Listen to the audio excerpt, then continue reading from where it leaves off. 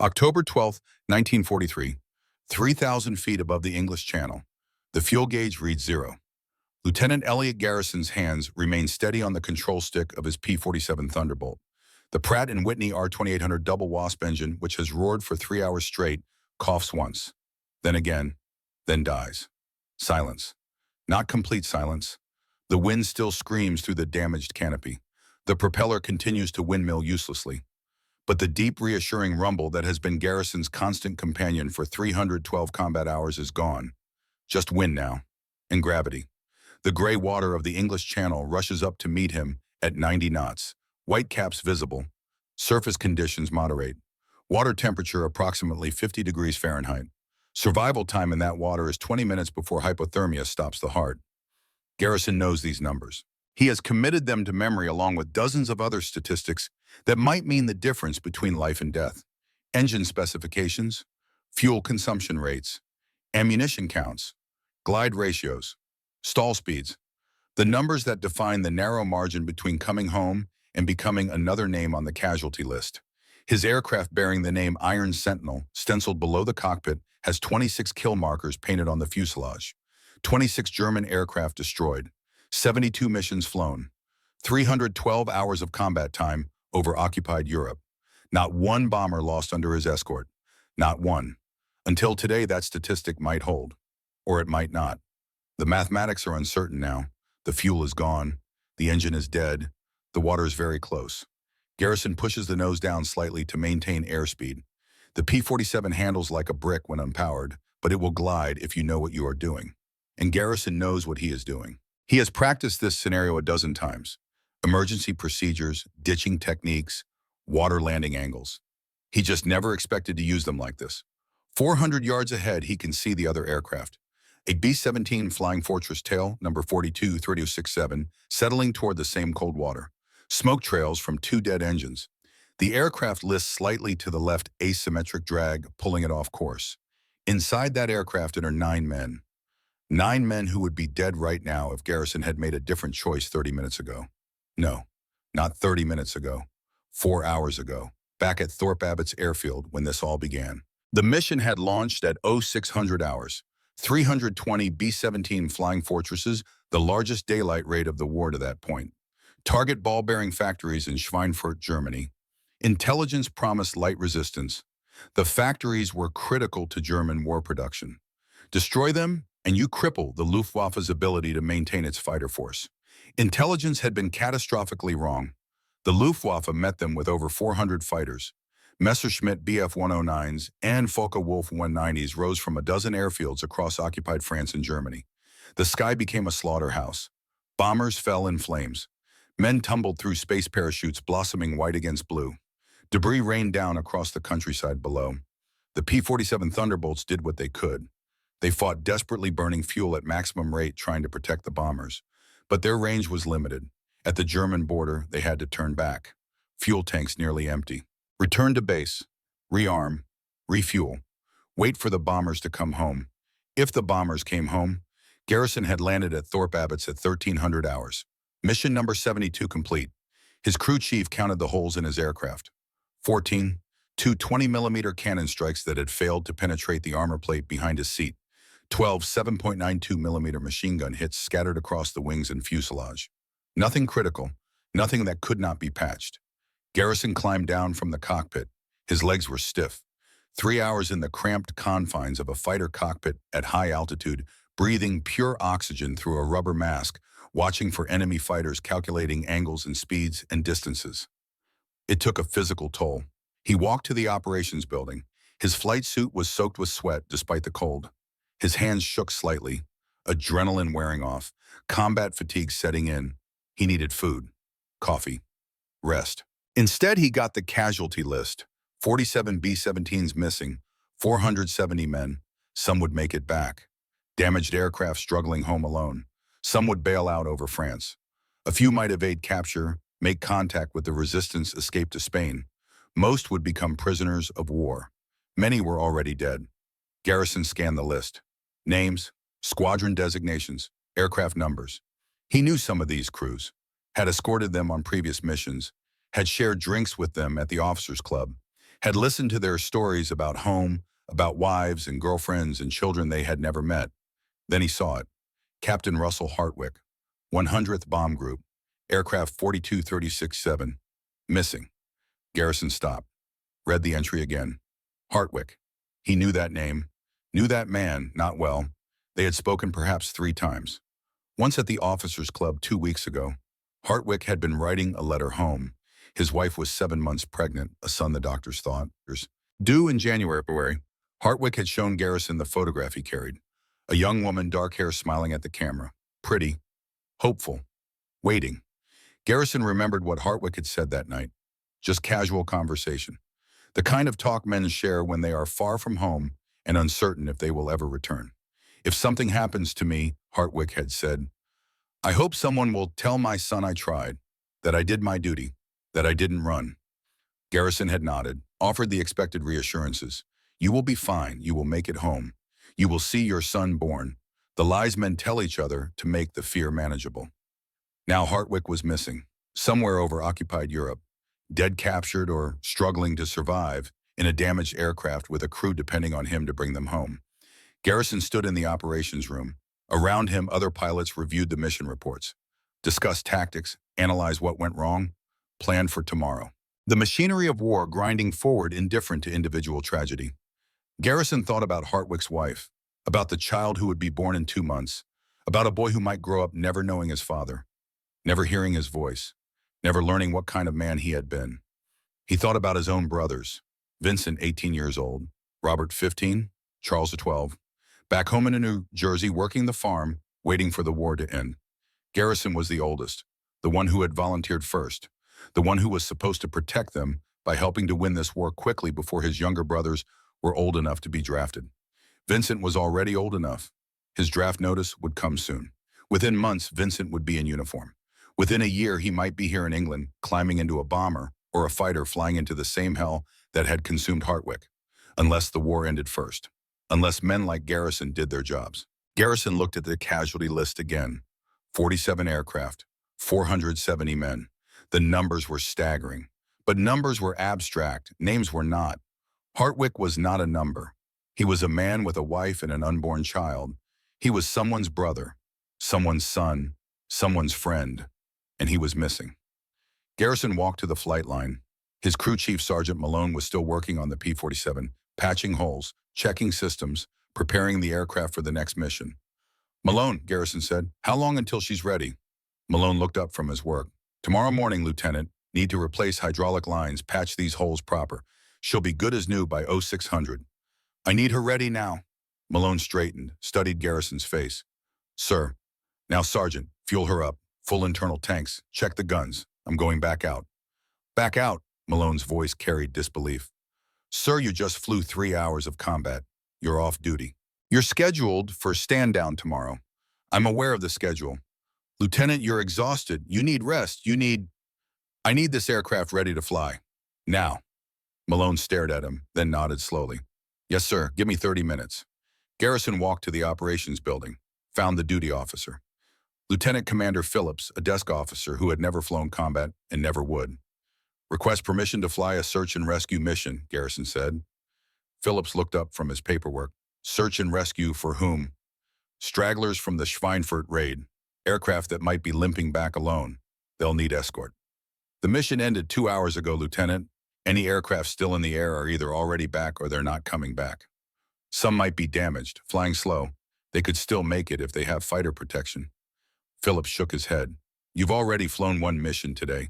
You're not authorized for a second sortie. I'm requesting authorization. Request denied. You're exhausted. You'll be a danger to yourself and anyone else in the air. Garrison leaned forward, placed both hands flat on Phillips' desk. Captain Russell Hartwick, 100th Bomb Group, aircraft 42367, last seen over Germany, 1 engine out under fighter attack. He has a wife who is 7 months pregnant, a son due in January. That son will need a father.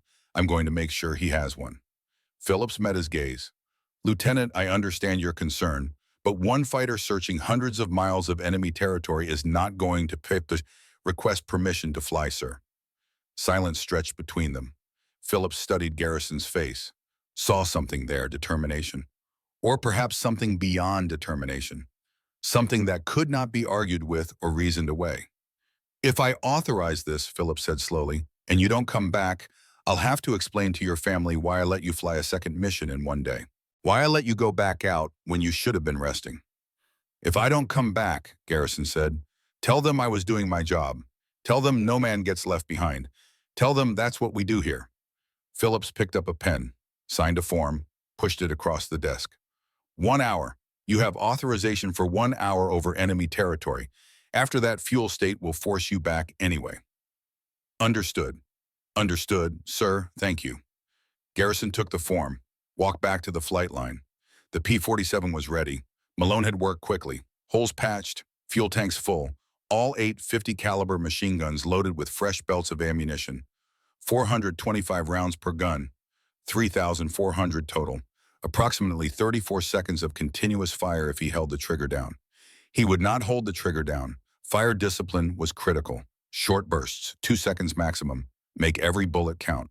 34 seconds could become a dozen separate engagements if he was careful. Garrison climbed into the cockpit, settled into the seat, fastened the harness. The familiar routine. Throttle controls, mixture lever, propeller pitch, fuel selector, magnetos, battery. The checklist was automatic now. 700 flights, 312 combat hours. His hands moved without conscious thought. Engine start. The R-2800 coughed, caught, roared to life. 2,000 horsepower shaking the airframe. 18 cylinders firing in sequence. The sound was deafening even through the leather helmet. But it was a good sound, a sound that meant life. Power, the ability to fight, the ability to save. Garrison taxied to the runway, received clearance from the tower, advanced the throttle. The P-47 accelerated. Tail came up. Airspeed indicator, climbing. 80 knots, 90, 100. At 110 knots, the aircraft lifted smoothly from the runway. Gear up, flaps up, climb power. Heading 135 degrees toward France, toward Germany, toward wherever Hartwick might be, if he was still alive. The English Channel passed beneath him. The coast of France appeared on the horizon. Enemy territory. Every mile he flew deeper into occupied Europe was a mile he would have to fly back. And fuel did not care about intentions. Fuel was mathematics. Consumption rate times time equals quantity. When the quantity reached zero, the engine stopped. Simple, inevitable, unforgiving. Garrison checked his fuel gauges. He had departed with full internal tanks, no external drop tanks. Those would have extended his range, but they also created drag and reduced speed. For a search mission, he needed speed and maneuverability more than endurance.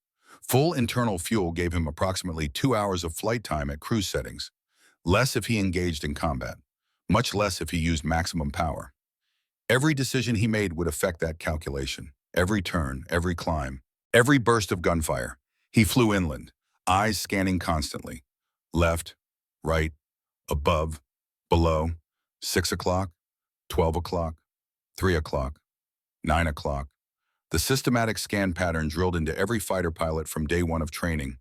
The sky was empty and the sky was full. An enemy could appear from nowhere.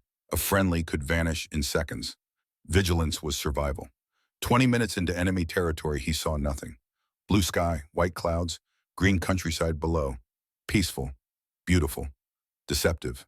Somewhere down there, German soldiers moved supplies. Anti-aircraft batteries tracked his aircraft. Fighter bases prepared to scramble interceptors. He was alone in their sky. One American fighter deep in occupied France. A target, a threat, an opportunity for some German pilot to add another kill to his tally. 30 minutes, still nothing. Fuel gauge showing 1 hour, 30 minutes remaining. He would need to turn back soon. The mathematics were becoming critical. He had perhaps 10 more minutes of search time before the fuel situation became dangerous. Then he saw them. Far ahead, perhaps 12 miles, a formation of dark specks against the sky. He adjusted course, pushed the throttle forward.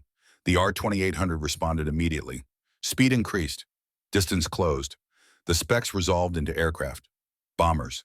B-17s, a formation of perhaps 18 aircraft heading west toward England, some with visible damage. Engines trailing smoke, but flying together. Mutual protection. Garrison keyed his radio. Big friends, this is Iron Sentinel. I have you visual. Any stragglers need assistance. Static. Then a voice tired but professional. Iron Sentinel, This is Big Friend, lead. We're holding formation, but we've got 2 damaged birds that might fall behind. Appreciate the company. Copy that, Big Friend. I'll stay with anyone who needs escort. Garrison throttled back, matched speed with the formation, 17,000 feet.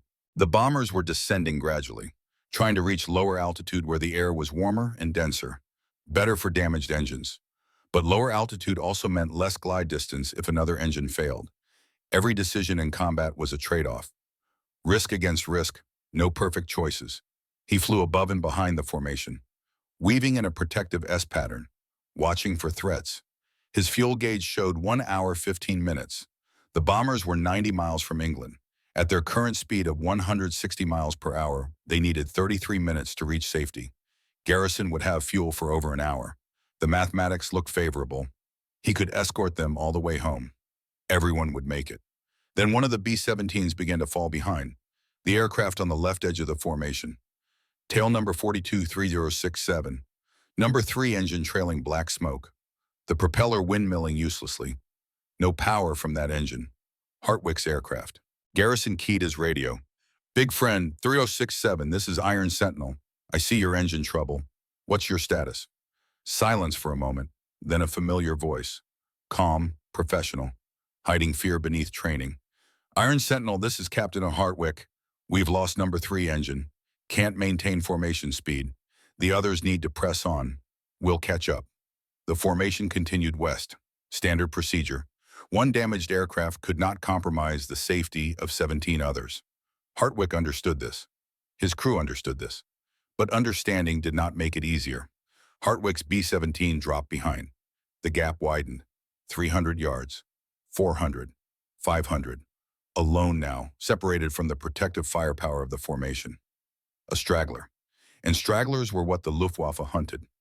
Garrison checked his fuel. 1 hour 15 minutes remaining. Hartwick's aircraft was making 140 miles per hour on 3 engines. England was 90 miles away. At that speed, Hartwick needed 38 minutes of flight time to reach the coast. Garrison had more than enough fuel. He could stay with Hartwick all the way home. The mathematics worked. Barely, but they worked. He descended to Hartwick's altitude, moved into escort position, 400 yards to the right and slightly above. Perfect coverage. Big Friend, 3067, this is Iron Sentinel. I've got you covered. Not going anywhere. Hartwick's voice came back, relief evident despite the professional tone.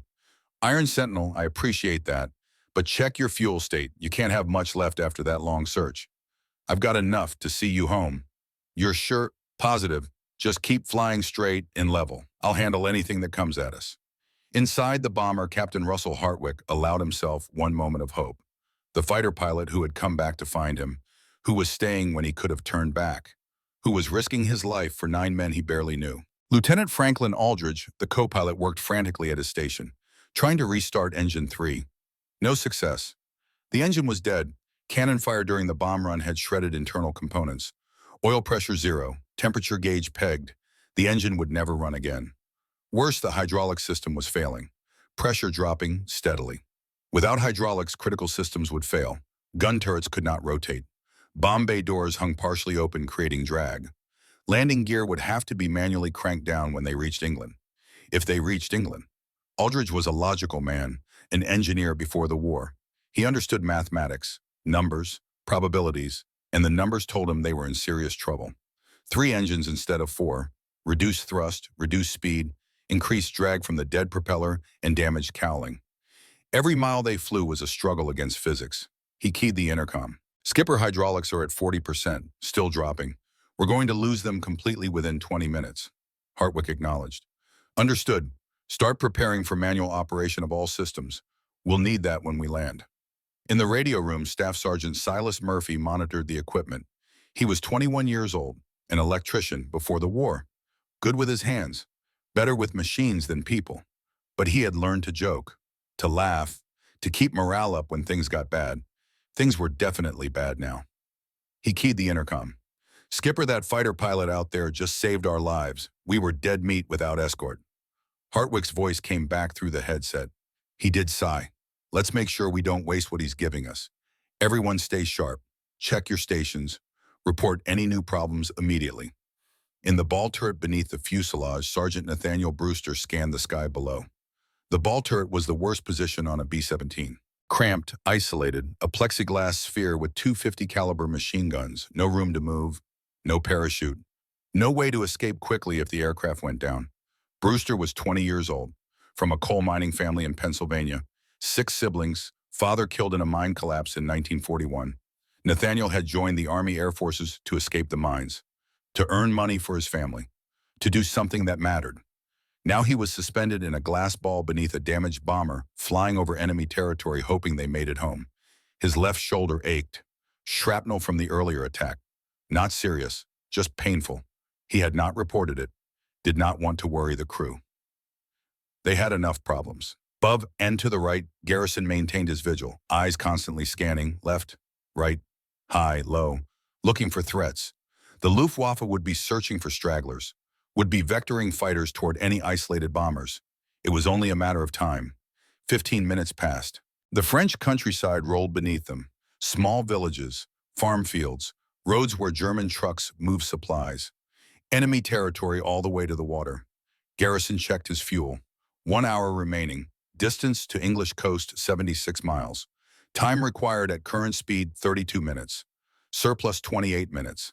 The mathematics still worked. Tight, but workable. He could escort Hartwick to the Channel, maybe even across it, maybe all the way to England, maybe. Then 3 more Messerschmitt Bf-109s appeared.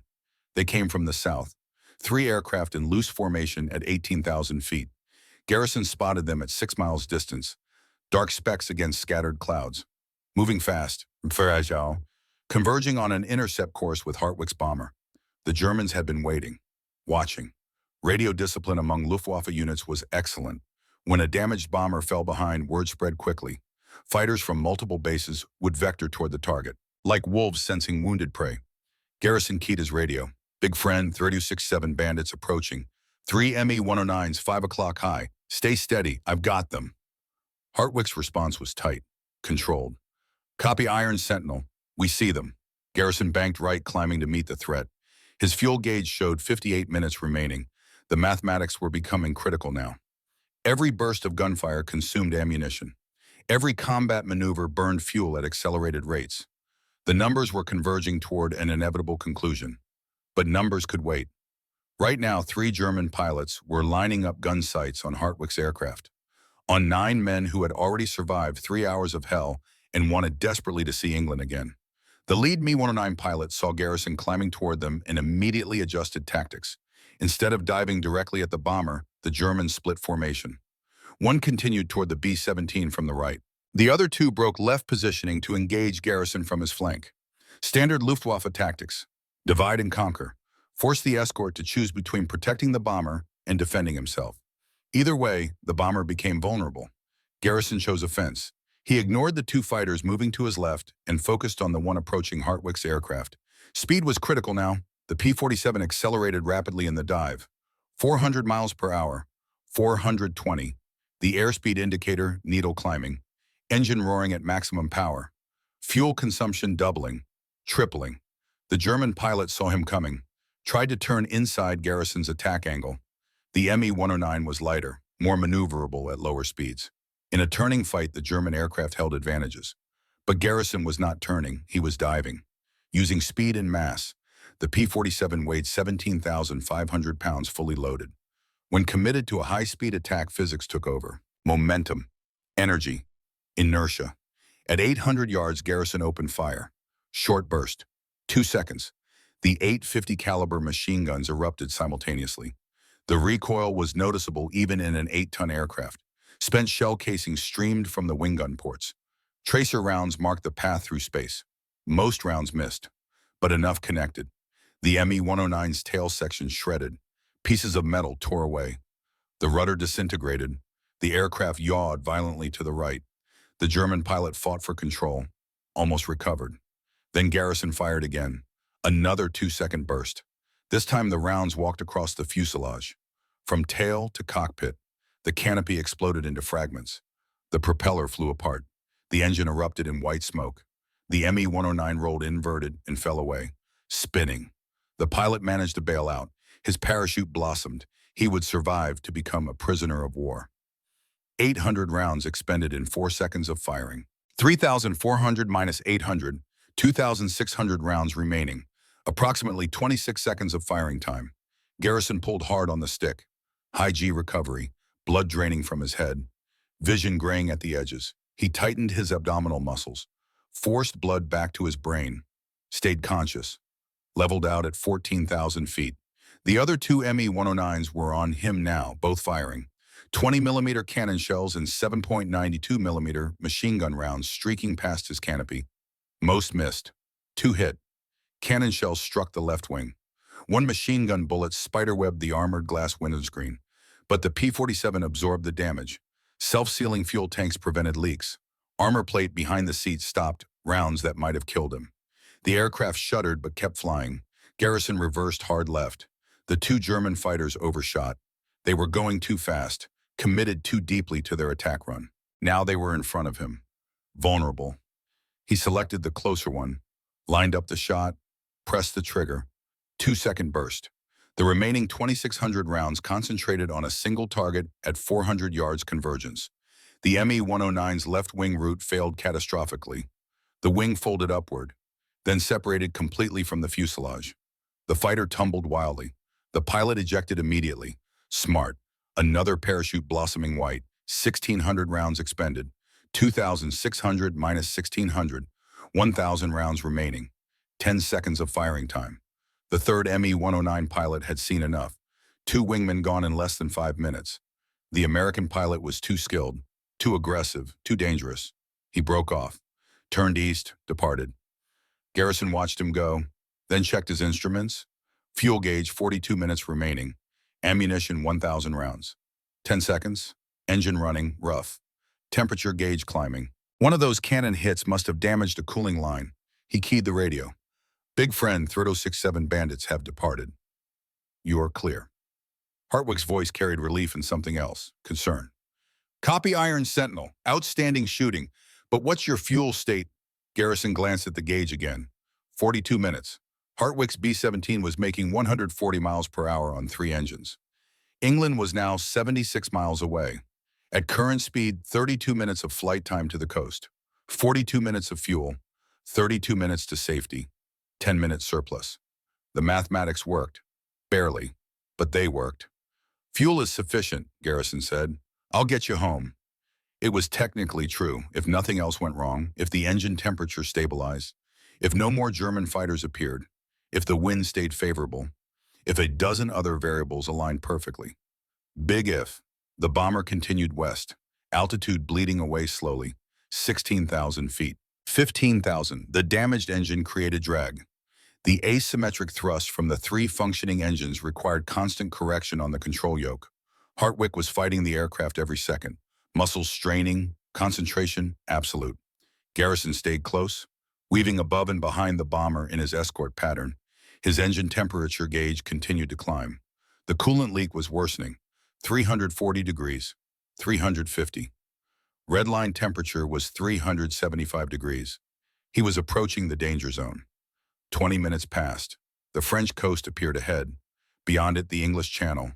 35 miles of cold gray water. Beyond that, England. Safety. Home. Garrison's fuel gauge showed 36 minutes remaining. Distance to English coast, 58 miles at Hartwick's speed. Time required 25 minutes. The mathematics still worked. 11 minutes surplus, enough to make it across the channel. Maybe even reach an airfield on the English side. Maybe. His engine temperature hit 360 degrees, 15 degrees from redline. The needle was still climbing. At 375 degrees, the engine would begin to fail. Pistons would expand from heat. Cylinders would warp. Metal would grind against metal. Then seize. Stop. Permanently. Garrison reduced power slightly, leaned the mixture. Anything to reduce heat generation. But flying slower meant the escort pattern consumed more time, more fuel. The mathematics were working against him from every angle. Then everything changed. At 14,000 feet, 28 miles from the French coast, Hartwick's bomber shuddered violently. Black smoke erupted from the number 2 engine, the left inboard engine, flames visible at the cowling, bright orange against gray metal. Aldridge's voice cut through the intercom, sharp, urgent. Engine fire number 2, fire in number 2. Hartwick's hands moved automatically. Fire suppression procedures drilled into muscle memory. Throttle to idle, mixture to cut off, fuel selector off, feather the propeller, then the critical decision fire suppression system. Activating CO2 on number 2, Hartwick announced calmly. He pulled the red T-handle. Carbon dioxide flooded the engine compartment. A single-shot system. One chance. If it did not extinguish the fire immediately, they would have to bail out. A bomber with an engine fire was a flying bomb. Fuel tanks were in the wings, close to the engines. Fire could spread, tanks could explode. The aircraft could disintegrate in midair. 10 seconds. 15. The flames flickered, diminished, disappeared. The fire was out, but the engine was dead. Hartwick stared at his instrument panel. 4 engines at takeoff. Now 2. Number 3 destroyed by cannon fire hours ago. Number 2 destroyed by fire. Only number 1 and number 4 still running. The 2 outboard engines. Maximum thrust 2,000 horsepower each. Just barely enough to keep a 65,000-pound aircraft in the air. Barely. The bomber's nose dropped.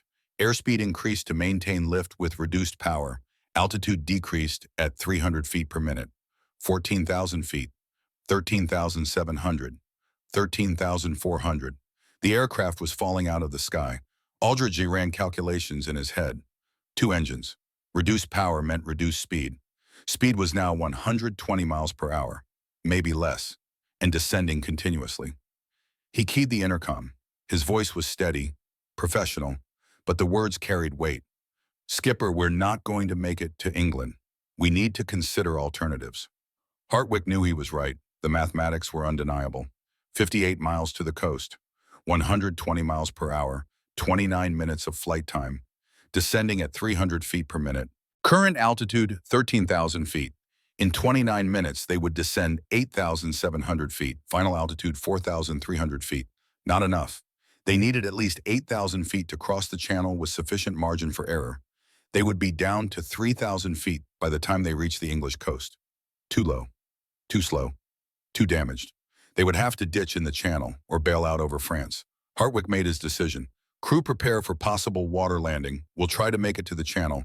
Better chance of rescue than bailing out over occupied territory, but be ready for anything.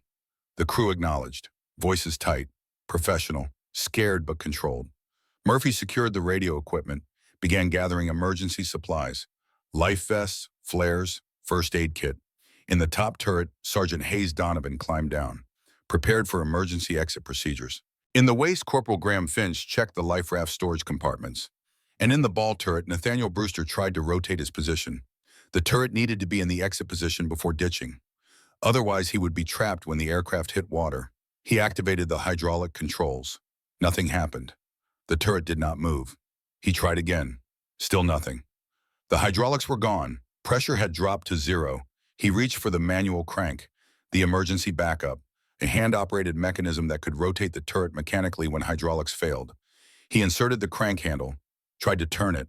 The mechanism was jammed, would not budge. Something in the hydraulic system had seized. The manual crank was useless. Brewster was trapped in the ball turret. When the aircraft ditched, the turret would be the first part to hit the water. The impact would crush it, compress it, destroy it. With Brewster still inside, he keyed the intercom. His voice was calm, too calm. "Skipper, ball turret, hydraulics are out. Manual crank is jammed. I can't rotate to exit position." Silence for 3 seconds. Everyone understood what that meant. Aldridge spoke first. "Can you force the crank, use leverage?" "Negative. I've been trying for 5 minutes. It won't move. Something internal is broken." Hartwick's mind raced through options, solutions. There had to be something. "Crew, anyone have ideas? How do we get Brewster out of that turret?" Silence. No one had an answer. The ball turret was designed to be rotated using hydraulic pressure. The manual crank was the backup. There was no tertiary system, no emergency procedure beyond those 2 methods. No solution. Brewster spoke again, his voice steady despite the death sentence he had just received.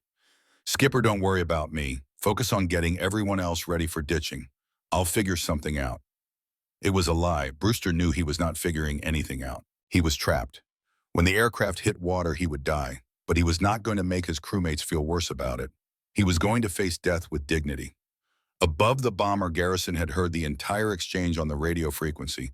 He had watched engine number 2 erupt in flames, watched the fire suppression, watched the bomber begin its descent toward the channel. Now he understood the full situation. Hartwick's crew was facing a water landing. One man was trapped in a position that guaranteed his death, and the bomber was still 58 miles from the coast, descending 300 feet per minute. They would be in the water long before reaching England. Garrison checked his own gauges. Fuel 28 minutes remaining. Engine temperature 370 degrees, 5 degrees from red line. The coolant leak was critical now. The engine could seize at any moment. Distance to English coast 58 miles. At Hartwick's reduced speed of 120 miles per hour, that was 29 minutes of flight time.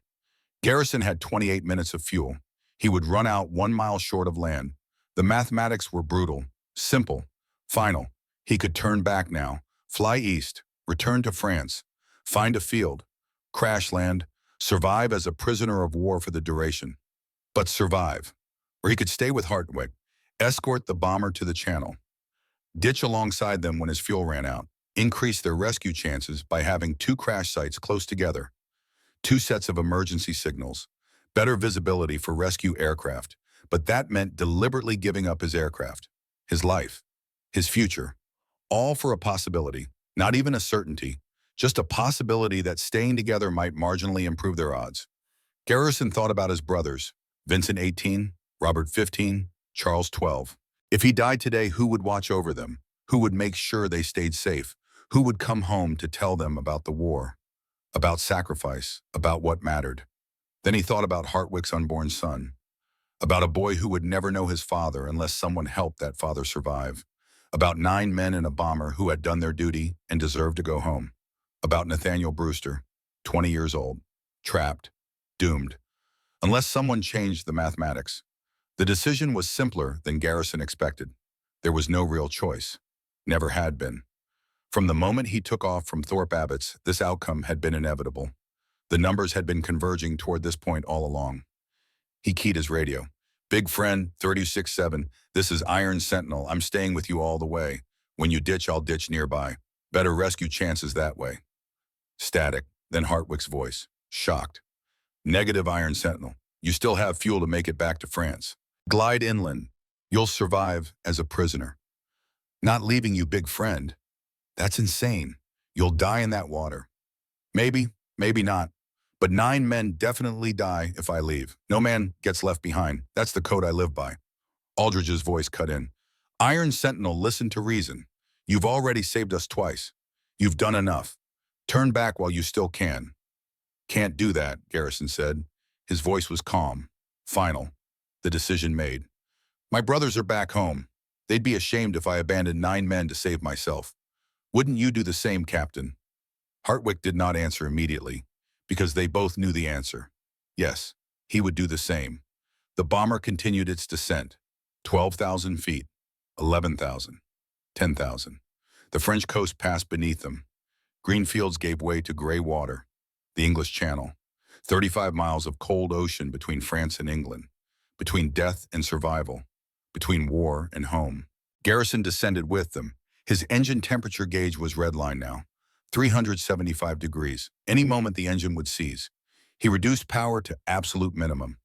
Kept the aircraft flying, barely. Inside the bomber, the crew worked frantically. Murphy gathered all emergency equipment. Donovan helped Finch prepare the life rafts. Aldridge began manual gear extension procedures in case they made it to England after all. And Brewster, suspended in his plexiglass prison beneath the aircraft, made peace with his death. He thought about his mother, his 5 siblings, the money he sent home every month. They depended on that money. What would they do now? He thought about his father, crushed under tons of coal, dead at 43. Nathaniel had joined the military to escape that fate, to avoid dying in darkness. Instead, he was going to drown in darkness. The irony was bitter. Altitude 9,000 feet, 8,000, 7,000. The bomber was descending faster now, struggling to maintain even minimum airspeed.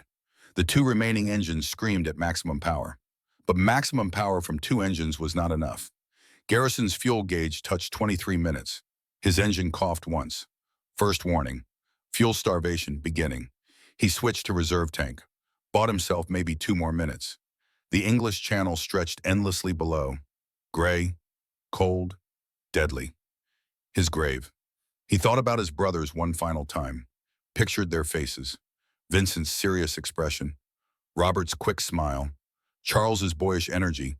He hoped they would understand, hoped they would be proud, hoped Vincent would survive the war, hoped Robert and Charles would never have to fight, hoped his sacrifice meant something. Altitude 6,000 feet, 5,000, 4,000. Water very close now, details visible, waves, foam, current, the mathematics of survival approaching their final calculation. Garrison's engine coughed again, longer this time. The propeller slowed, RPM dropping, temperature still pegged at maximum, coolant completely gone. The cylinders were running dry, metal expanding, clearances disappearing. 3,000 feet. Hartwick began his final descent, lined up into the wind, prepared for water landing. The crew braced in crash positions, hands gripping whatever they could find, prayers whispered, lives flashing before eyes. 2,000 feet. Garrison's engine coughed a third time. The RPM dropped dangerously low, then recovered, then dropped again. Running on fumes now, seconds away from complete failure. 1,000 feet. He could see Hartwick's bomber ahead and slightly below, descending toward touchdown. The aircraft looked small against the vast expanse of gray water, fragile, doomed, but not alone. Garrison was with them, would be with them until the end. That was the promise, the code, the thing that mattered more than survival. 500 feet, Garrison's engine seized. The R-2800 Double Wasp, which had roared for 3 hours and 22 minutes, which had powered him through 73 missions, stopped. Complete silence except for wind. The propeller froze in place, no longer spinning, just dead weight, creating drag, pulling the nose down. Garrison pushed the stick forward, maintained airspeed. The P-47 became a glider, an 8-ton glider with the aerodynamic efficiency of a brick. He had perhaps 90 seconds before hitting the water. 90 seconds to prepare, to accept, to hope that his choice mattered. He keyed the radio one final time. Big friend, engine out, going in. See you in the water. Hartwick's voice came back immediately, emotional, raw. Copy, Iron Sentinel. And Eli, thank you for everything. My son will know your name. Garrison did not respond. He was too busy preparing for impact. Canopy unlocked, harness loose enough to escape but tight enough to protect. Mae West life vest inflated. Radio switched to emergency frequency, 300 feet. Below him, Hartwick's bomber descended toward touchdown. Any second now, 200 feet. Garrison set up his approach, nose slightly high, airspeed 90 knots. Not too fast, not too slow. The P-47 wanted to drop like a stone. He coaxed it into a shallow glide. 100 feet. He could see individual waves now, crests, troughs. The water was moving. Timing would be critical. 50 feet. He thought one last time about his brothers, about Hartwick's crew, about Nathaniel Brewster trapped in that ball turret, about whether any of this mattered. It had to matter. 20 feet. Garrison braced for impact. Then the P-47 Thunderbolt hit the English Channel at 90 knots, and Lieutenant Elliot Garrison's world exploded into cold and darkness and pain. The impact was worse than anything training had prepared him for. The P-47's engine hit first. 2,000 pounds of steel and aluminum driving downward like a meteorite. The Pratt & Whitney R-2800 that had been Garrison's faithful companion through 73 missions became an anchor, pulling, dragging, forcing the nose into the water with catastrophic violence. The aircraft did not skip, did not slide. It dove. Garrison's head snapped forward despite the harness. His helmet struck the instrument panel. The leather provided some protection, but not enough. Pain exploded across his forehead. Bright, sharp, overwhelming. Blood ran into his eyes immediately. Warm, sticky, blinding. He could not see. Water erupted through every seam in the fuselage, through the cowling, through the gun ports, through microscopic cracks in the canopy stressed by combat damage. The cockpit flooded in seconds. The water was 50 degrees Fahrenheit. The temperature differential hit him like an electric shock. His chest seized, muscles locked. He could not breathe, could not think, could not move. The mammalian dive reflex triggered immediately. Blood vessels in his extremities constricted, heart rate dropped, body trying to preserve core temperature, trying to survive. But survival required action, and action required overcoming the paralysis of cold shock. The aircraft was sinking, fast. The nose pointed almost straight down now, 60 degrees from horizontal, water pressure crushing against the canopy, against his body, against everything. Garrison's hands fumbled for the canopy release. Emergency procedure. Pull the red handle. Jettison the canopy. Escape. The training was automatic, burned into muscle memory through hundreds of repetitions. Except his hands would not obey. The cold, the shock, the blow to his head. His fingers were numb, clumsy, alien appendages that refused commands. He pulled at the handle. Nothing happened. Water was up to his chest now, rising rapidly, cold beyond description, beyond anything he had ever experienced. Like knives made of ice stabbing every nerve ending simultaneously. Like fire that burned cold instead of hot. Panic clawed at the edges of his consciousness. The animal brain screaming for action, for escape, for air. The instinct that bypassed thought and demanded movement. Now, immediately, without hesitation. He forced it down, controlled his breathing, or tried to. Water climbed to his neck, his chin, his mouth. He gasped one final breath. Then the water covered his face. Darkness, pressure, cold. Silence except for the sound of his own heartbeat pounding in his ears. Slowing, weakening. He pulled the canopy release again. Still nothing. Water pressure was holding it closed. The force of the water against the canopy was too great. The emergency jettison system could not overcome it. He needed to equalize the pressure. Let more water into the cockpit. Then the pressure would balance and the canopy would release. 3 seconds. An eternity. Water filled the cockpit completely. The pressure equalized. Garrison pulled the canopy release one more time. This time it moved. The emergency jettison system activated. Explosive bolts fired. The canopy separated from the fuselage with a metallic clunk he could hear even underwater. A sound that meant life, hope, possibility. Water rushed in through the opening, but that no longer mattered because now he could get out. Garrison released his harness. The straps fell away. He pushed himself up, tried to exit through the opening where the canopy had been. His flight suit was heavy with water. His boots were lead weights. Each one felt like it weighed 50 pounds. His parachute pack caught on something. Metal scraping against metal. Stuck. He was stuck. 10 feet underwater, aircraft sinking, parachute pack snagged on the cockpit rim, unable to move forward, unable to go back. Trapped. Garrison twisted violently, pulled with all his strength. The pack tore free, straps ripping, fabric shredding. He pushed through the opening, squeezed his shoulders past the canopy rail, kicked his legs. Free. The P-47 was already 20 feet below him, sinking rapidly, tail vertical, pointing upward like a tombstone. The name Iron Sentinel visible for one more second, then gone, swallowed by dark water. 8 tons of aircraft vanishing in less than 15 seconds. Garrison kicked toward the surface. His lungs burned. The urge to breathe was overwhelming, automatic, unstoppable. He held on, 15 feet, 20 feet, 25. How deep was he? His vision began to tunnel, darkness creeping in from the edges. Hypoxia, drowning, death reaching for him with cold fingers. Then his head broke the surface. Air, blessed air. He gasped, choked, coughed water from his lungs. Salt water burned his throat, his nose, his eyes. But it was air, life, the ability to breathe, the single most important thing in the universe at that moment. His Mae West life vest had automatically inflated during the underwater struggle. CO2 cartridge triggered by water pressure. Now it kept him afloat despite the weight of his gear. 40 pounds of soaked flight suit, 10-pound leather jacket, 5-pound boots. Without the vest, he would sink, drown, die. But he was floating, alive, breathing. The cold was already working on him. Hypothermia, the silent killer. Water temperature 50 degrees. Body temperature 98.6. The differential was 48 degrees. At that rate, core body temperature would drop approximately 1 degree every 2 to 3 minutes. After 15 minutes, core temperature 93 degrees. Mild hypothermia, confusion, loss of coordination. After 20 minutes, core temperature 90 degrees. Severe hypothermia, loss of consciousness likely. After 30 minutes, core temperature 86 degrees. Cardiac arrest.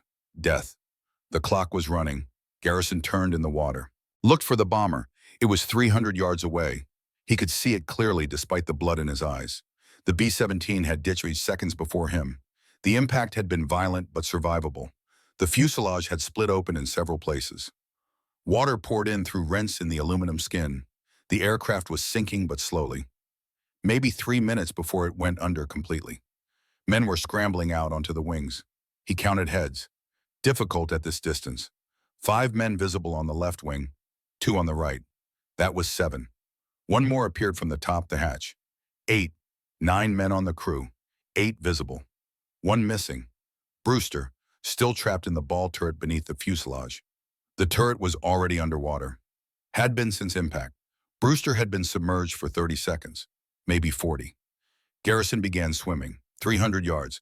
In calm water with no gear, he could swim that distance in perhaps 6 minutes. In 50-degree water, wearing a flight suit and boots with a head injury and shock setting in it would take much longer, if he made it at all. He forced his arms to move. Freestyle stroke, kick with his legs. The boots were impossibly heavy. Each kick required tremendous effort. His flight suit was soaked through, adding 30 pounds of water weight. His leather jacket was another 10 pounds. The Mae West vest kept him afloat but restricted his movement. 25 yards. His arms were already burning. His lungs gasped for air. Cold water splashed into his mouth with every breath. He was shaking violently now. Uncontrolled shivers. Stage 1 hypothermia. Core temperature dropping toward 95 degrees. 50 yards. He could see the bomber crew more clearly now. They were deploying orange life rafts from emergency storage compartments. The rafts inflated automatically. CO2 cartridges. Bright orange against gray water. Easy for rescue aircraft to spot. If rescue aircraft came, if they came in time, 75 yards. Garrison's stroke was weakening. His arms felt like lead. His legs barely kicked anymore. The cold was winning. Simple mathematics. Heat loss versus heat generation. The water was stealing thermal energy faster than his body could produce it. The equation had only one outcome. He was not going to make it to the raft. Then a voice cut through the sound of wind and waves. "Iron Sentinel over here, keep swimming." Garrison lifted his head, saw a man in the water 20 yards away, swimming toward him. Strong strokes, purposeful, life vest inflated, face pale but determined. Captain Russell Hartwick, commander of the B-17. The man Garrison had risked everything to save. Now swimming out to save him. "Almost there, Eli," Hartwick shouted. His voice was strained. He was hypothermic too, but functional, still thinking, still acting. "Don't quit on me." Garrison found reserves he did not know he possessed. 15 yards. 10. 5. Then Hartwick reached him, grabbed his flight suit, pulled him close. "I got you," Hartwick said. His face was pale, lips blue, shaking, but his eyes were clear, focused. "Come on, raft's right there." He pulled Garrison toward the nearest life raft. Orange rubber, 6 feet in diameter, round. David's salvation, other hands reached down, grabbed Garrison's arms, his collar, his belt, hauled him up over the inflated rubber side of the raft. He collapsed into the bottom, unable to move, shaking so violently his teeth chattered. Vision blurry, consciousness fading. Hartwick climbed in after him. Someone threw a blanket over Garrison. Thin, emergency issue, barely adequate, but better than nothing. The shaking continued, intensified. "Count off," Hartwick ordered. His voice was firm despite exhaustion. "I need a count." Voices responded. "Aldridge here." "Murphy present." "Donovan accounted for." "Finch made it." 4 voices from the first raft. Then from the second raft 20 yards away, more voices. 3 more men, 7 total survivors accounted for, plus Hartwick, plus Garrison. That was 9. But 10 men had been on that bomber. 9 crew plus Garrison made 10 total in the water. Only 9 voices had responded. Silence stretched for 3 seconds. Everyone understood. Someone was missing. They all knew who. "Brewster," Hartwick said quietly. The name hung in the cold air. "He's still in the ball turret." Garrison forced himself to speak through chattering teeth. "Can we get him out?" Aldridge shook his head. Water dripped from his face. His expression was hollow, defeated. "The fuselage is flooding. Aircraft will be under in 90 seconds. Maybe less. The ball turret is already submerged 10 feet deep." "We have to try," Garrison said, but his voice was weak, slurred. Hypothermia was affecting speech, cognitive function. His core temperature had dropped below 95 degrees. "Try what?" Aldridge's voice was harsh, desperate. Swim down in 50-degree water with no equipment. Whoever goes down there won't come back up. We'll lose 2 men instead of 1. Garrison tried to sit up, failed. His body would not obey commands. The hypothermia was too advanced. Motor control was failing. Confusion was setting in. Can't leave him, Garrison mumbled. Have to try. Hartwick put a hand on his shoulder, gentle, firm, final. Eli, you've done enough. You've done more than anyone could ask. Brewster knew the risks. We all do. Sometimes men die despite our best efforts. That's war. That's the price we pay. Not acceptable, Garrison whispered. But his voice was fading. His eyes were closing. His core temperature had dropped to 93 degrees. Stage 2 hypothermia. Consciousness was slipping away. The bomber was sinking rapidly now. The nose was already underwater. The tail was lifting. Water poured through every opening. Inside the flooding fuselage in the ball turret beneath the aircraft, Sergeant Nathaniel Brewster faced his final moments alone. The turret had filled with water within seconds of impact. Brewster had held his breath, had tried one last time to operate the jammed manual crank. The mechanism would not budge. Frozen, seized, useless. The plexiglass sphere was now his coffin, 6 feet in diameter, completely flooded, pressure equalizing as water filled every space. He was suspended in a transparent bubble of death, able to see out and able to see the surface above, the light, the life, everything he could not reach. He thought about his mother, her face, her voice, the way she had cried when he enlisted, the way she had said, "Be careful. Come home safe. I can't lose you too." Not after your father. He thought about his 5 siblings, his brothers and sisters who depended on the money he sent home every month. $20, sometimes 25 if he had been frugal. Enough to buy food, pay rent, keep the family together. What would they do now? How would they survive? He thought about his father, crushed under tons of coal in the darkness of a Pennsylvania mine. Dead at 43. Nathaniel had joined the military to escape that fate, to avoid dying in darkness underground, to breathe fresh air, to see the sky. Instead, he was dying in darkness underwater, in a sphere of guesses, able to see freedom but unable to reach it. The irony was not lost on him. Even now, even as his lungs burned and his vision darkened and his body convulsed with the desperate need to breathe, he had held his breath for 45 seconds, 50, 55. The world record was over 4 minutes, but that was in controlled conditions, with preparation, with hyperventilation, with pure oxygen. This was combat, shock, cold, fear, no preparation, no hyperventilation, no oxygen except what had been in his lungs when the water hit. 60 seconds. His chest was on fire. His diaphragm spasmed involuntarily. His body was trying to breathe, trying to override conscious control. The autonomic nervous system demanding air. Now, immediately. Survival instinct stronger than will. He held on. 65 seconds. 70. His vision was tunneling. Darkness creeping in from all sides. Hypoxia. Brain cells dying from lack of oxygen. Consciousness fading. 75 seconds. He could not hold on any longer. His body forced him to inhale. Involuntary. Automatic. Unstoppable. Water rushed into his lungs. Cold. Salt. Filling the alveoli. Preventing oxygen exchange. Drowning from the inside. He choked. Convulsed. Tried to cough but only drew in more water. The pain was incredible. Burning. Suffocating. Every instinct screaming in agony. Then suddenly the pain stopped. Darkness took him. Complete. Final. Nathaniel Brewster, 20 years old. Pennsylvania coal miner's son, ball turret gunner, was gone. On the surface in the life raft, the crew watched the bomber's tail disappear beneath the waves. Bubbles rose for several seconds, air escaping from the fuselage. Then nothing. Just gray water and gray sky and cold wind. Silence, except for the sound of waves and the chattering of teeth and the desperate shivers of hypothermia. He was a good kid, Murphy said quietly. His voice broke. Never complained, always did his job. Wrote letters to his mother every week. Talked about going home, about working on the farm, about taking care of his family. Hartwick nodded. Water dripped from his face. Might have been seawater, might have been tears. We'll make sure his family knows. We'll tell them he died doing his duty, that he was brave to the end, that he mattered. Will that help? Finch asked. His voice was hollow, distant. Will his mother care about bravery, or will she just care that her son is dead? No one answered, because they all knew the answer. Brewster would receive a telegram.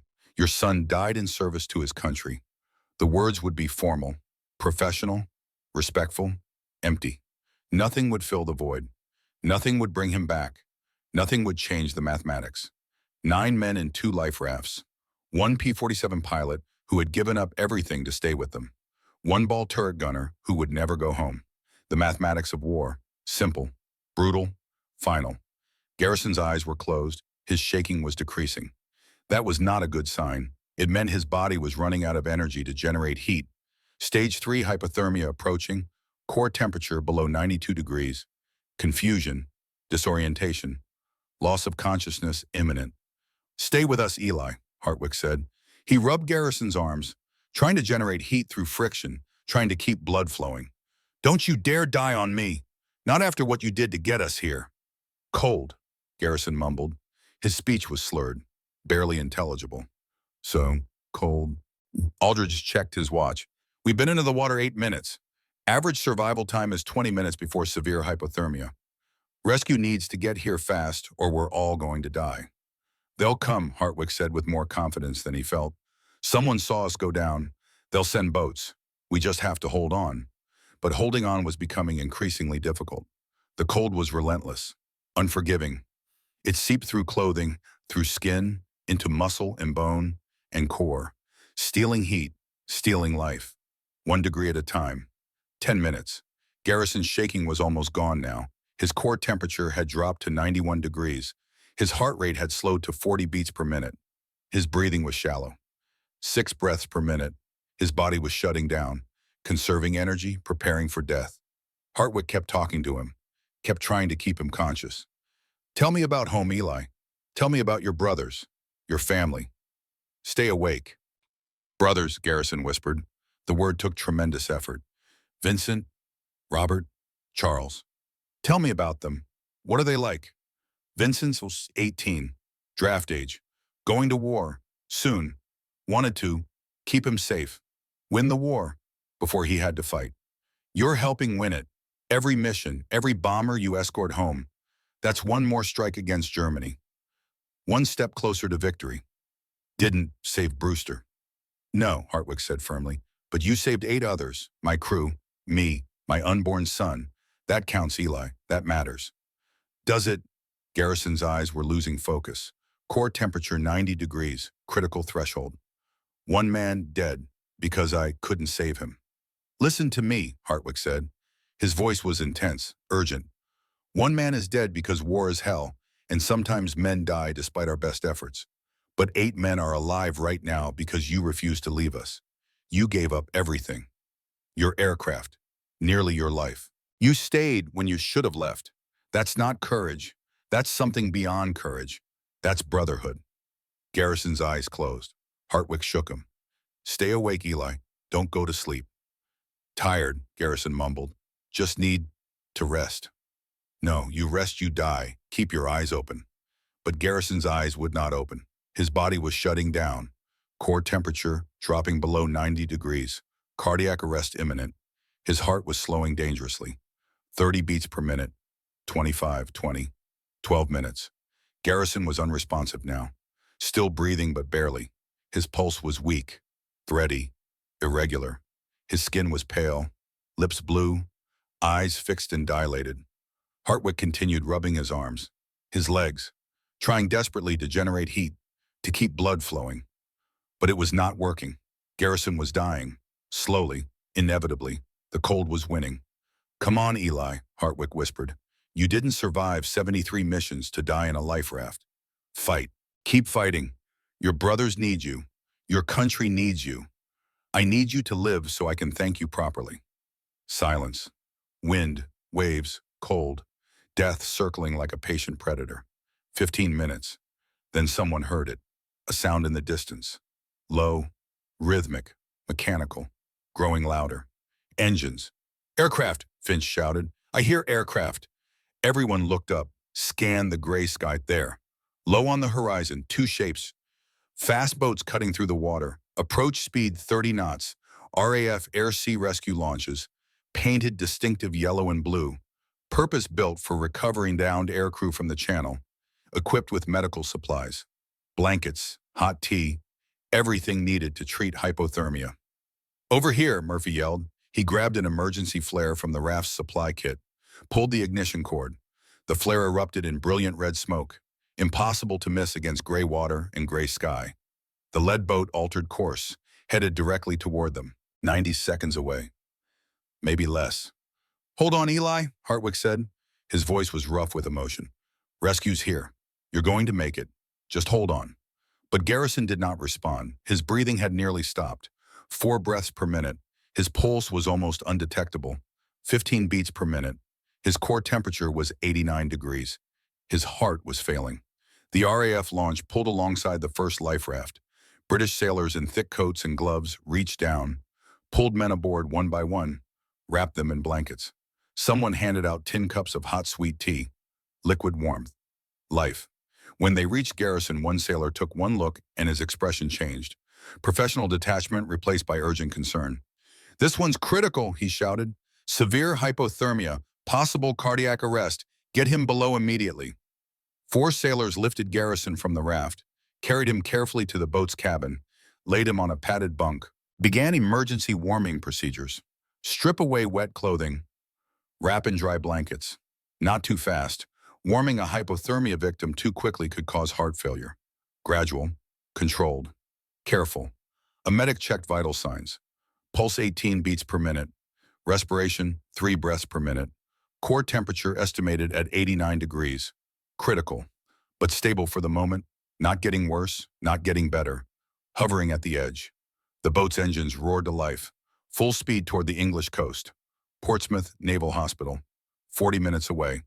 Garrison had to survive 40 more minutes. At his current rate of heat loss, that was far from certain. Hartwick sat next to Garrison's bunk, held the unconscious pilot's hand. "You did it, Eli," he said quietly. "You got us home. 9 men are alive because of you. 8 from my crew. 1 fighter pilot who refused to calculate the odds. Don't you dare die now. Your brothers need you. My son needs to know your name. I need you to live." Garrison's lips moved slightly. No sound came out. But Hartwick thought he might have tried to speak, tried to say something. What Hartwick would never know. The boat raced across the channel. White spray, rough water. Every minute counted. Every second mattered. In the cabin, the medic monitored Garrison's vital signs continuously. 20 minutes into the voyage, pulse 22 beats per minute. Respiration 4 breaths per minute. Core temperature 90 degrees. Slight improvement. The warming was working. Slowly, but working. 30 minutes, pulse 28. Respiration 5. Temperature 91 degrees. More improvement. Still critical. But the trajectory was positive. 35 minutes into the voyage, Garrison's eyes opened. Unfocused. Confused. Disoriented. He tried to speak. Failed. Tried again. "Did we make it?" His voice was barely a whisper. Hoarse. Weak. Hartwick leaned close. Relief flooded through him. "Yes, Eli, we made it. We made. You saved us. All 8 of us. We're going home." "Brewster?" Silence. Then Hartwick shook his head slowly. "He didn't make it. I'm sorry. The ball turret. He couldn't get out." Garrison's eyes closed again. A single tear ran down his cheek. "One lost. My fault." "No," Hartwick said firmly. His voice was intense. Certain. "What's your fault? You did everything humanly possible. More than anyone could ask.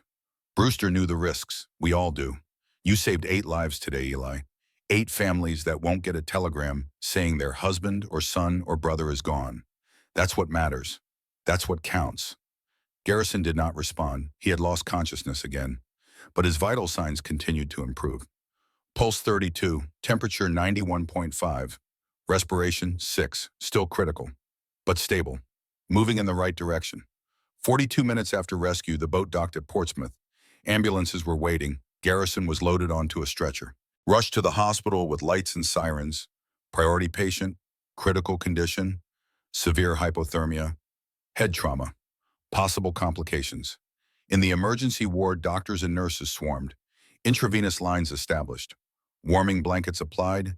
Heated oxygen administered. Medications given. The organized chaos of trauma medicine.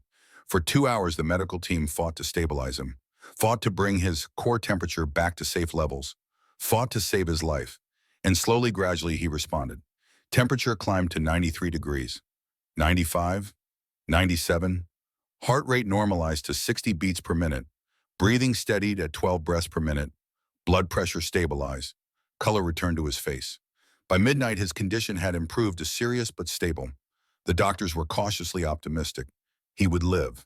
Barring complications, he would recover fully. The next morning, Garrison woke in a hospital bed. Clean sheets, warm blankets, sunlight streaming through a window. His head throbbed. His body ached. Every muscle hurt. But he was alive. A nurse appeared at his bedside. Young, pretty, professional. She smiled when she saw his eyes open. "Welcome back, Lieutenant. You gave us quite a scare." "Where am I?" His voice was rough, throat raw from salt water and the breathing tube they had used during treatment. "Portsmouth Naval Hospital. You've been here 16 hours. How do you feel?" "Like I drowned." "You nearly did. Severe hypothermia. Core temperature was 89 degrees when they brought you in. Another few minutes and—" She did not finish the sentence. Did not need to. Garrison tried to sit up, failed. His body was too weak, too exhausted. "The bomber crew. Captain Hartwick. Are they—" "They're all fine. 8 survivors. They were treated and released this morning. Mild hypothermia, minor injuries. Nothing serious. One of them left something for you." She handed him an envelope. Garrison opened it with shaking hands. Inside was a handwritten note on lined paper. The handwriting was neat, precise. Engineer's script. "Eli, no words can express what you did for us yesterday. You gave up everything to stay with us. You risked your life to save men you barely knew. You refused to calculate the odds. You just stayed. That's not courage. That's something beyond courage. I don't have a word for it. My son will be born in January. I'm naming him Elliot. After you. So he'll always remember the man who made sure his father came home. So he'll know what real brotherhood looks like. I'll never forget what you did. None of us will. Thank you for everything. Russell Hartwick." Garrison read the note twice, then set it on the bedside table, closed his eyes, thought about Nathaniel Brewster. 20 years old, Pennsylvania coal miner's son, trapped in a ball turret beneath a sinking bomber. Dead. 1 lost. 8 saved. Was it worth it? Was one man's death an acceptable price for 8 men's survival? The mathematics were simple. 8 is greater than 1. Therefore, the outcome was positive. Net gained 7 lives, but mathematics did not account for Mrs. Brewster, for 5 siblings who would grow up without their brother, for the letters that would never be written, for the money that would never arrive, for the future that would never happen. The mathematics were accurate, but they were incomplete. They quantified the outcome without measuring the content. Garrison did not know if it was worth it. Could not know. The question had no objective answer. Only subjective ones, different for every person who considered it. Mrs. Brewster would say no. The 8 survivors would say yes. Future historians would debate it. But none of them would ever truly know. All Garrison knew was that he had made a choice, had stayed with his brothers when the mathematics said he should leave, had given everything for a chance to save them. Not a guarantee, just a chance. And 8 men had lived. 1 had died. Those were the numbers. Those were the facts. Make of them what you will. 3 days later, Garrison stood at attention in dress uniform at Thorpe Abbott's airfield. His head was bandaged. His body was weak. But he stood straight, shoulders back, eyes forward, the way soldiers stand when ceremony demands it. The base commander stood before him, an older man, colonel, graying hair, tired eyes, too many funerals, too many casualty reports, too many telegrams sent to families. He read from a citation. His voice was formal, professional, but there was respect beneath the words. For extraordinary heroism in combat against enemy forces, Lieutenant Elliot Garrison, while serving as fighter escort, engaged superior numbers of enemy aircraft on multiple occasions, expended all ammunition in defense of a damaged bomber. When his own aircraft suffered engine failure over the English Channel, Lieutenant Garrison voluntarily remained with the distressed bomber to improve rescue probability. Lieutenant Garrison deliberately ditched his aircraft to stay with the bomber crew. His actions directly resulted in the survival of 8 aircrew members. Lieutenant Garrison's courage, skill, and devotion to duty reflect the highest credit upon himself and the United States Army Air Forces.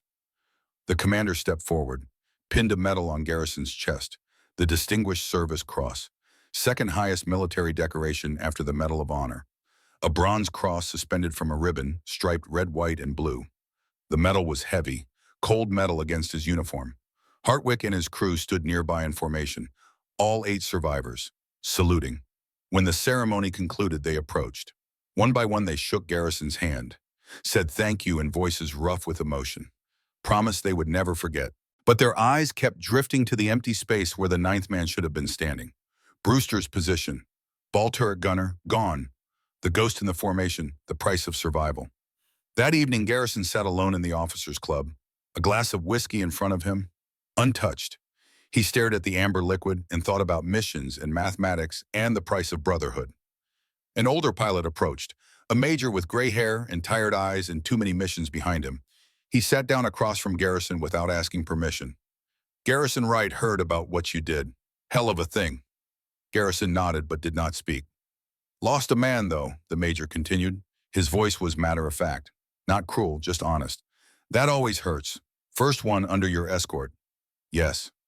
Won't be the last. Not in this war. You'll lose more. We all do. That's the job. Does it get easier? Garrison asked. He was not sure he wanted the answer, but he needed to ask. The major considered the question. Took a drink. No, never gets easier. Every man you lose takes a piece of you with him. But you learn to live with it. You learn that sometimes men die despite your best efforts. And you learn that saving 8 is better than saving none. The mathematics aren't pretty, but they're honest. I keep thinking about his mother, his family, what they'll feel when they get the telegram. They'll feel grief, loss, anger, all the things families feel when they lose someone. But eventually they'll also feel pride, because their son died serving his country, died doing his duty. That matters. That means something. Does it really mean something? Or is that just what we tell ourselves to make the grief bearable? The major finished his drink, stood, looked down at Garrison with eyes that had seen too much death. That's a question every soldier has to answer for himself, Lieutenant. But I'll tell you this, you saved 8 men yesterday. 8 families that didn't get a telegram. 8 mothers who still have sons. 8 wives who still have husbands. 8 children who still have fathers. That's not nothing. That's everything. He walked away, leaving Garrison alone with his thoughts and his whiskey and the weight of a bronze medal on his chest. The war continued. Days became weeks. Weeks became months. Garrison flew mission after mission. 73 became 80. 80 became 90. 90 became 100. 100 missions. The magic number. Different groups had different requirements. 25, 30, 50. But 100 was legendary. The mark of a pilot who had survived everything, beaten every odd, lived when so many others died. On his 100th mission, Garrison escorted a formation of B-17s to Berlin, the deepest penetration into Germany yet, the most dangerous target, the heart of the Reich. But this time, everyone came home. All bombers, all escorts, 0 losses. A perfect mission, the kind you remember because they are so rare, the kind that makes you believe survival is possible. That maybe, just maybe, you will live through this war. After landing, Garrison climbed down from his P-47. The aircraft was battered, patched, rebuilt.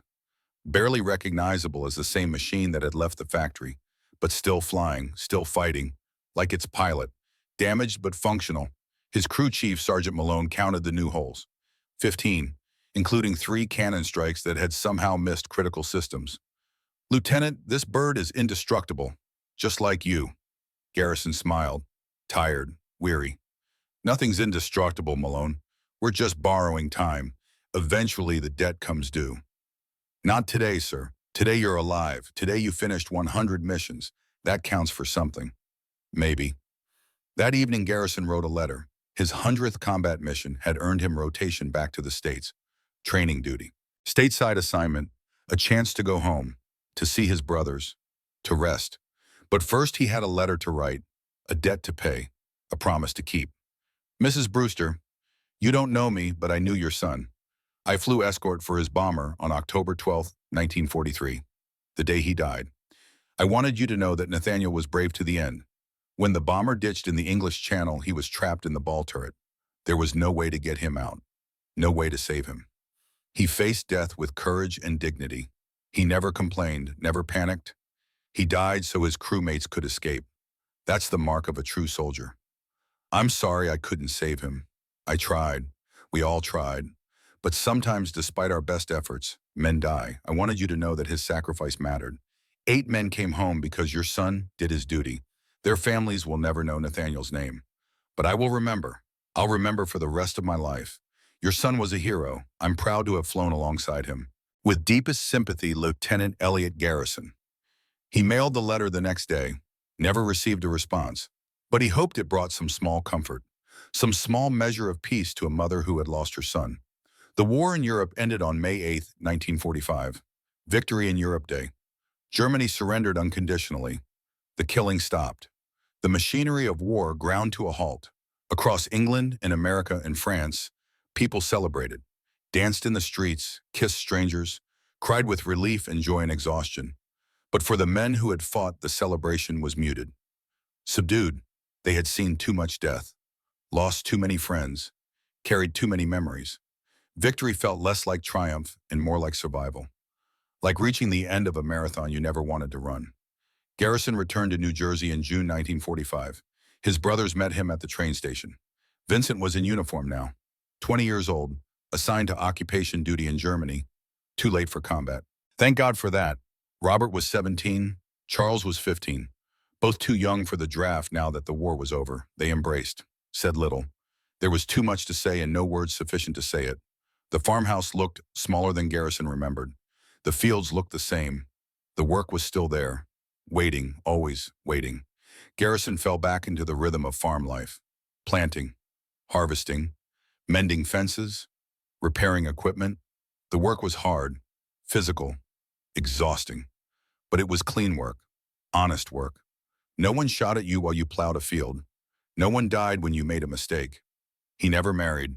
Friends asked why. He had no answer, or rather, he had too many answers. Perhaps he could not bear the thought of leaving a widow, of creating another Mrs. Hartwick waiting for a telegram. Perhaps he was too damaged, too haunted. Perhaps he simply preferred solitude. Whatever the reason, he lived alone, worked alone, kept his own counsel. But once a year, every October 12th, he made a trip, took the train to Pennsylvania, to a small mining town where coal dust stained everything gray, to a modest house on a street of identical modest houses.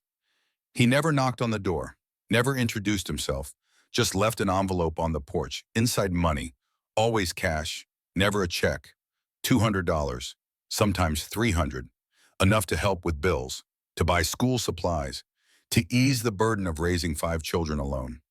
Mrs. Brewster never knew who left the money, never saw the man who approached in early morning before dawn, never connected the anonymous gift to the letter she had received in 1943 from a pilot named Garrison. But she accepted the money gratefully, used it to feed her children, to clothe them, to send them to school. And every October 12th, when the envelope appeared, she would stand on her porch and look down the empty street and whisper thank you to whoever was listening. This continued for 53 years. Garrison also maintained correspondence with Russell Hartwick. Letters arrived every few months, updates about life, about family, about the son who carried Garrison's name. Elliot Hartwick Jr. was born on January 15, 1944. Healthy, 8 pounds, his father was there for the birth, held his son for the first time, cried, thought about the fighter pilot who had made that moment possible. The letters came regularly, photos enclosed, a baby in a christening gown, a toddler learning to walk, a boy holding a baseball bat, a teenager in a cap and gown at high school graduation, a young man in a college football uniform. Every letter ended the same way. Thank you, Eli, for everything, for giving me this life, this family, this chance we'll never forget. Garrison kept every letter, every photo, stored them in a box in his bedroom. Sometimes late at night, he would take out the box, look at the photos, read the letters. Remember the day when the mathematics of survival had been uncertain and the price of brotherhood had been measured in fuel and altitude in one man's life. In 1987, Garrison received an unexpected phone call, a German-accented voice, elderly, formal. Mr. Garrison, my name is Werner Müller. I was a Staffelkapitän with Jagdgeschwader 26 during the war. I believe we met in a manner of speaking on October 12, 1943. Garrison was silent for a moment, processing, then he understood. You were one of the pilots attacking the B-17. Yes, I led one of the formations. We lost 3 aircraft trying to bring down that bomber. Your flying that day was exceptional. After the war, I learned the pilot's name, Elliot Garrison. I wanted to contact you to say that if you had been German, you would have been awarded the Knight's Cross without question. You were a warrior of the highest order. I was doing my job. No, Mueller said firmly. Many pilots do their job. You did something more. You stayed with that bomber when you should have left. You sacrificed your aircraft to remain with your comrades. That is not duty. That is honor. That is brotherhood. We Germans understand such things. I wanted you to know that your enemy respected you, admired you. You fought with courage and skill. Garrison did not know how to respond. What did you say to a man who had tried to kill you 44 years ago, who had fought on the opposite side of a war that had consumed millions of lives? Thank you, he said finally, for the call, for the words. They mean more than you know. I am 72 years old now, Mueller continued. I have not much time left. I wanted to say this before I die. War is a terrible thing. It makes enemies of men who might have been friends. But even in war, honor exists. You had it. I recognized it then. I recognize it now. Farewell, Lieutenant Garrison. May you find peace. The line went dead. Garrison stood holding the phone for a long time, thinking about war and honor and enemies who respected each other despite trying to kill each other, thinking about how strange and terrible and profound human conflict could be. In November 1996, Russell Hartwick died. Heart attack. Sudden, 79 years old. He had lived a full life, taught history at a high school in Illinois for 30 years, raised 3 children, watched 5 grandchildren grow, died surrounded by family. Garrison attended the funeral, sat in the back row, said nothing. But when Elliot Hartwick Jr., now 52 years old, approached him after the service, Garrison shook his hand firmly. My father told me about you, the younger Hartwick said. His voice was his father's voice, strong, steady, certain. Told me I was named after the bravest man he ever knew. Told me that on October 12, 1943, you saved his life. Saved 8 men, lost 1. That it haunted you for the rest of your life. Well, it did, Garrison admitted. Still does. My father also said that you did everything humanly possible, that sometimes despite our best efforts, men die, and that saving 8 is better than saving none. He believed that with his whole heart. He wanted you to believe it too. Garrison was quiet for a moment. Then he said, your father was a good man, a wise man. I'm glad he made it home. I'm glad you got to know him. I had him for 52 years because of you. My children had their grandfather because of you. That's your legacy, Mr. Garrison. Not the one man you couldn't save, but the 3 generations you helped create. My children, my grandchildren. They exist because you stayed with that bomber. Garrison nodded slowly. Perhaps that was true. Perhaps legacy was not measured in losses but in survival. Not in the one who died, but in the many who lived. Perhaps. On March 3, 1998, Elliot Garrison died in his sleep. He was 78 years old. The cause was heart failure. Peaceful, quiet, the way old soldiers hope to die. Not in violence, not in pain, just sleep, and then nothing. His funeral was held at a small church in New Jersey. Family attended, Vincent, now 73, Robert, 70, Charles, 68. All 3 had survived the war. All 3 had lived full lives. Married, had children, grandchildren, great-grandchildren. The family farm had prospered, expanded, become a source of pride for the community. Also in attendance were 6 elderly men, strangers to the family. They arrived together, all in their late 70s, moving slowly, walking with canes, but standing straight, shoulders back, military bearing despite advanced age. They introduced themselves: Franklin Aldridge, Silas Murphy, Hayes Donovan, Graham Finch, and 2 others, relatives of crew members who had not survived the decades since the war. We flew with your brother, Aldridge told Vincent. October 12, 1943, he saved our lives. We wanted to pay our respects. They stood at Garrison's casket, saluted, military salute, arms straight, hands rigid, the salute of soldiers honoring a fallen comrade. Then Aldridge spoke. His voice was old, cracked, but clear, strong beneath the age. Elliot Garrison saved our lives on October 12, 1943. He gave up everything to stay with us. His aircraft, nearly his life. He didn't do it for medals or recognition. He did it because that's who he was, A man who understood that some things matter more than survival. Brotherhood, duty, honor. We owed him a debt we could never repay. The best we could do was live good lives, raise good families, remember what he did, and pass that memory to our children and grandchildren. So they'll know what real courage looks like. Eli will never forget. Rest easy, brother. They stood in silence for 5 minutes, then departed, back to their lives, their families, their memories. The headstone was simple. Garrison had requested that. No military honors, no ceremony, just a name, dates, and one line: he stayed with his brothers. In a small town in Pennsylvania, an elderly woman named Margaret Brewster sat in her living room. She was 94 years old now, widow for 57 years, mother of 5, grandmother of 13, great-grandmother of 23. She had received notification of Garrison's death from one of her sons. He had read about it in a veteran's newsletter, had recognized the name, had called his mother. "That was the pilot, wasn't it?" her son had asked. "The one who wrote you the letter about Nathaniel? The one who tried to save him?" "Yes," Margaret had said. Her voice was quiet, distant. That was him. Now she sat in her chair and thought about the man she had never met. The pilot who had written her a letter 55 years ago, who had apologized for not saving her son, who had called Nathaniel a hero. She stood, walked slowly to a drawer, retrieved a box. Inside were letters, photos, memories, the accumulated artifacts of a long life. She found what she was looking for: an envelope, yellowed with age. The letter from Lieutenant Garrison, written in 1943. She read it again, for perhaps the 100th time. The words were familiar, but they still carried weight, still mattered. Then she found a piece of paper, a pen. Her hands shook with age as she wrote, but the words came easily. She had been composing this letter in her mind for decades. "Lieutenant Garrison, you wrote to me 55 years ago about my son, Nathaniel. You said you were sorry you couldn't save him. I want you to know that I never blamed you. Not for 1 second, not for 1 moment. You gave up everything to try. You stayed with that bomber when you should have left. You risked your life for 9 men you barely knew. That's more than anyone could ask. My Nathaniel died doing his duty. So did you in your own way. You spent 53 years trying to make up for one loss by helping one family. My family. I didn't know it was you leaving money on my porch every October.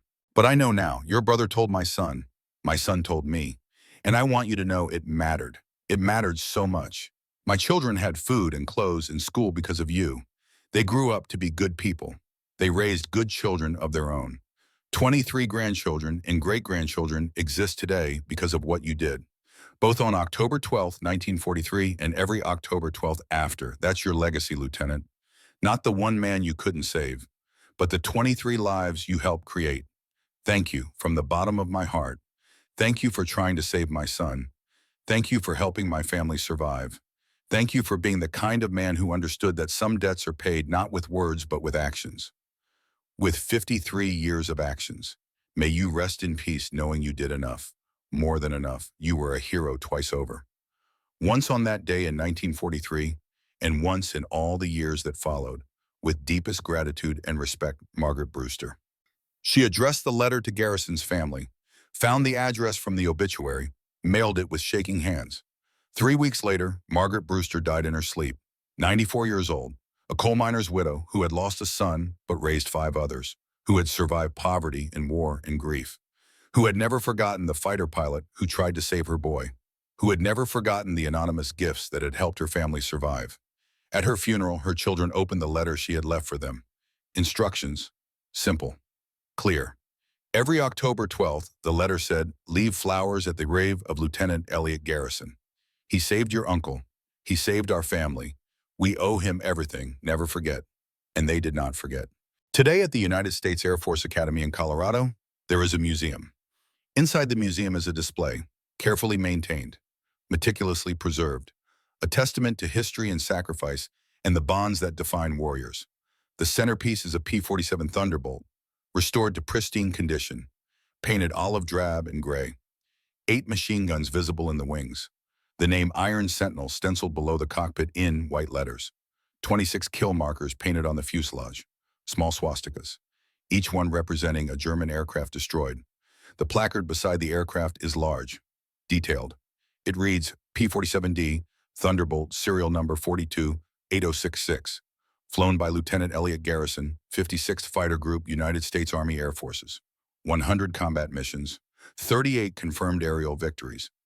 Distinguished Service Cross recipient.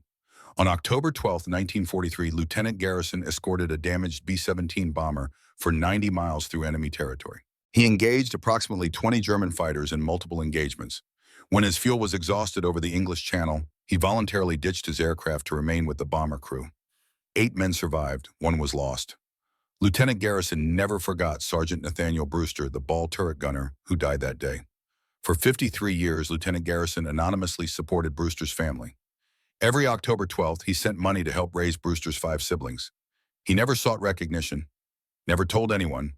He simply acted, quietly, consistently, for over half a century. This aircraft represents not just military victory, but the bonds of brotherhood that define the warrior spirit. It represents the choice to stay when logic says leave, to sacrifice when calculation says survive, to give everything for brothers you barely know. That is the essence of the warrior ethos. That is the legacy of Lieutenant Elliot Garrison. Every year on October 12th, someone leaves a wreath at that display. Fresh flowers, orange and white, the colors of the Air Force Academy. The card attached to the wreath always says the same thing for Eli and Nate, brothers who showed us what courage really means. The museum staff have tried to identify who leaves the wreath, but the person comes early, before the museum opens, before anyone arrives, and leaves before questions can be asked. Perhaps it is one of the survivors, Aldridge or Murphy or one of the others growing older but still remembering. Perhaps it is one of their children or grandchildren, carrying on a tradition they learned from parents who learned from survivors who learned from experience that some debts transcend generations. Or perhaps it is one of Brewster's relatives, nieces or nephews or great-nieces or great-nephews, honoring the uncle they never met and the pilot who tried to save him and the bond between them that define what brotherhood means. Whoever it is, they come every year. Without fail, rain or shine, snow or heat, the wreath appears, the flowers are fresh, the card is handwritten, the tradition continues. Because some stories must be remembered, some sacrifices must be honored, some examples must be preserved, so that future generations understand what courage looks like, what brotherhood costs, what warriors do when the mathematics say leave, but the heart says stay. There is one more element to the museum display, a small glass case beside the P-47. Inside the case are artifacts, personal items, letters, photos, the tangible remnants of lives lived and sacrifices made. One letter is displayed prominently, framed, protected. The paper is yellowed with age. The ink has faded slightly, but the words are still legible, still powerful. It is the letter Garrison wrote to Mrs. Brewster in 1943, the original, donated to the museum by the Brewster family after Margaret's death. They felt it belonged here, where people could see it, read it, understand what it represented. Mrs. Brewster, you don't know me, but I knew your son. The letter continues, every word visible, every apology, every promise, every expression of respect for a young man who died doing his duty. Beside it is another letter, the one Margaret Brewster wrote to Garrison's family after his death, also framed, also preserved. Lieutenant Garrison, you wrote to me 55 years ago about my son, Nathaniel. The 2 letters, side by side, separated by 55 years, connected by loss and respect, and the strange bond between a pilot and a mother who never met, but who understood each other perfectly. Visitors to the museum stop at this display, read the letters, look at the photos, study the aircraft, and many of them cry, not from sadness alone, but from recognition. Recognition that human beings are capable of extraordinary things, that warriors can be gentle, that strength can be expressed through kindness, that the greatest victories are sometimes the ones no one sees, that brotherhood is not a word, it is an action, a choice, a commitment that transcends calculation and logic and self-interest. It is staying with a damaged bomber when you should leave. It is ditching your aircraft to improve rescue odds. It is spending 53 years supporting a family you never knew, to honor a man you tried but failed to save. That is brotherhood. That is courage. That is what it means to be a warrior in the truest sense. Not the ability to kill, but the willingness to sacrifice. Not the capacity for violence, but the commitment to protect. not the skill to destroy, but the strength to give. Elliot Garrison and Nathaniel Brewster. Two names that should be spoken with reverence. Two men from different backgrounds who met for a few hours on a terrible day and whose lives became forever intertwined. One lived 78 years, one died at 20, one received a medal, one received a telegram, one went home, one stayed in the water. But both were heroes, both understood duty, both exemplified the code that warriors have lived by for millennia. The code that says some bonds matter more than survival, that brotherhood is sacred, that you never leave a man behind, even if staying means dying. That is their legacy, not just the mission, not just the statistics. 8 saved, 1 lost. But the principle underlying the choice, the willingness to give everything for brothers they barely knew. That is what we owe them. To remember, to honor, to tell their story so that it never fades. So that future generations understand that heroes are not superhuman. They are human beings who make extraordinary choices in ordinary moments. They are fighter pilots who turn back when they should rest, who stay with bombers when they should leave, who ditch in freezing water rather than abandon their brothers, who spend 53 years paying a debt that no one asked them to pay.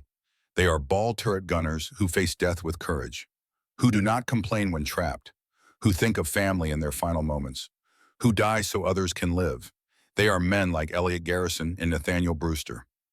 Ordinary men who became extraordinary through choice, through sacrifice, through understanding that some things matter more than survival. May their memory endure as long as human beings value courage. As long as warriors understand that leaving no man behind is not just a slogan. It is a sacred trust, a promise made not with words but with actions, with fuel and ammunition and aircraft and life itself. They gave everything. The least we can do is remember. And so we do, every October 12th, with wreaths and flowers and stories told to children who tell them to their children who will tell them to theirs. The story of 90 miles, 9 men, 1 decision that defined what it means to be a warrior. The story of brotherhood, of sacrifice, of honor. The story of men who understood that some mathematics are measured not in numbers but in bonds, not in quantities but in commitments, not in calculations but in choices. The story of Elliot Garrison and Nathaniel Brewster. Heroes, brothers, eternal. If this story has moved you, honor their memory. Tell it to others, share it with family and friends. Make sure these acts of heroism are never